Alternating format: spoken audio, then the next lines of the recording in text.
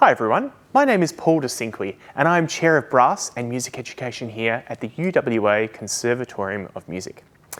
Today I want to talk to you about the development of the trumpet over the last 400 years since you were studying Haydn's Trumpet Concerto for ATAR Music.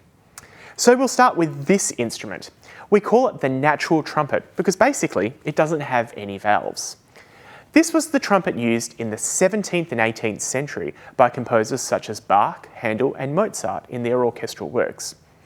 Because it doesn't have any valves, we can only play a small number of notes that are quite spaced apart. I'll play them for you, and you might recognise this pattern as the harmonic series. If not, don't worry, your teacher will be able to explain this concept to you if you are interested.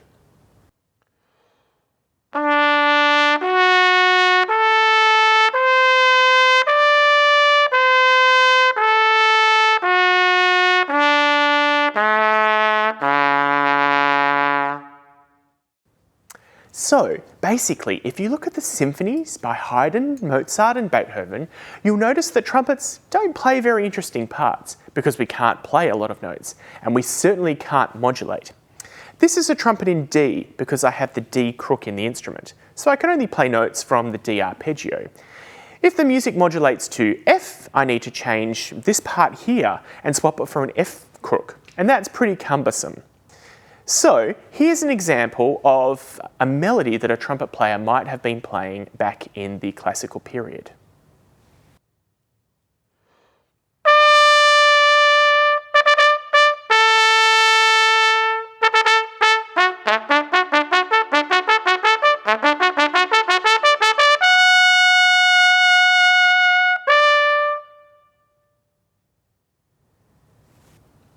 So in the second half of the 18th century, the clarinet started to get more and more keys on their instrument, making them more agile, flexible, and able to play full chromatic lines.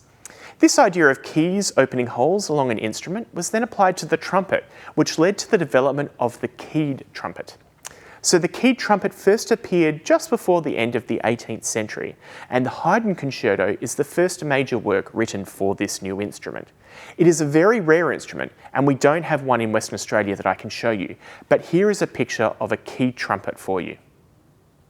You can see it still looks like a natural trumpet, but there are some keys on the top right of the instrument with levers going down to the bottom right of the instrument. Pressing the keys opens those levers, which means the trumpet can play a wider range of notes, basically the same process as the clarinet and saxophone. Most keyed trumpets had 5 keys and allowed performers to perform the full chromatic scale. This is the instrument that Haydn wrote his concerto for. So when Haydn starts off his concerto with a full scale in the middle register, audiences were shocked. They had never heard the trumpet play anything like this before. I'll demonstrate the beginning of the piece for you on the modern trumpet.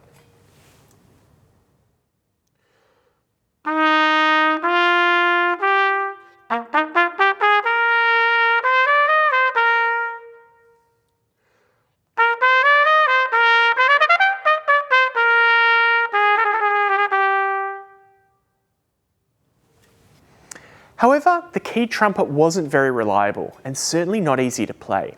The piston valves we use in the modern trumpet were developed in the 1820s. Again, if I don't press any valves, I can still only play the harmonic series on this instrument.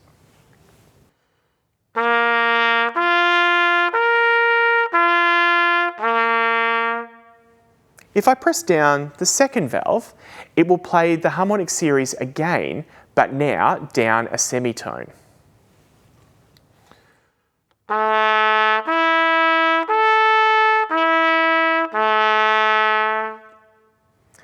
By using a combination of different valves, I can play the full chromatic scale on the modern trumpet.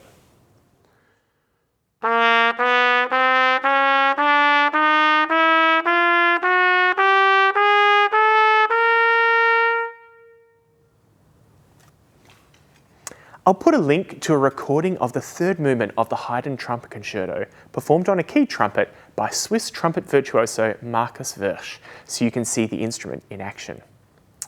Thanks for watching this video today, and best of luck with your ATAR music studies for the rest of the year.